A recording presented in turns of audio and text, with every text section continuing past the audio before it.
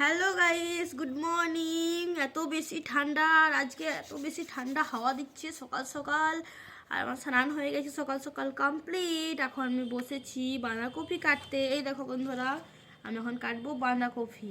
তো চলো কাটা যাক। আর এত ঠান্ডা পড়েছে যে কি বলবো। তোমাদের ওই দেখো কি এত ঠান্ডা পড়েছে? কাল তো কত ঠান্ডা ছিল না, ঠান্ডাটা কমে গেছিলো, বাট আজকে প্রচণ্ড বেশি ঠান্ডা পড়েছে। আজ হলো 4 তারিখ, তো প্রচণ্ড বেশি ঠান্ডা পড়েছে। সিরিয়াসলি বলছি বন্ধুরা, প্রচণ্ড এত ঠান্ডা লাগছে। মানে আমাদের এত অবস্থা খারাপ, যারা বয়স্ক মানুষ তাদের কি হবে হালত, বাপ রে। তো চলো ঝটপট আমি বাঁধাকপিটা কেটে নিই। ঠান্ডা ঠান্ডা ওয়েদারে মা আমাকে দিয়ে দিয়েছে বাঁধাকপি কাটতে। চলো বাঁধাকপিটা কেটে নিই।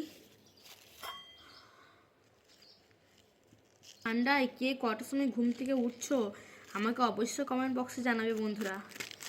আমি তো 7:30, 8টা ওই রকম। কি মা, আমি সত্যি তো বলছি। মা হাসছে।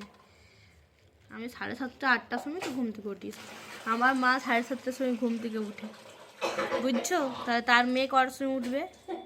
হ্যাঁ, না সত্যি করে কথা বলতে আমি ওই 7:45টার সময় ঘুম থেকে উঠি, কারণ টিউশন থাকে 8টা থেকে আমার।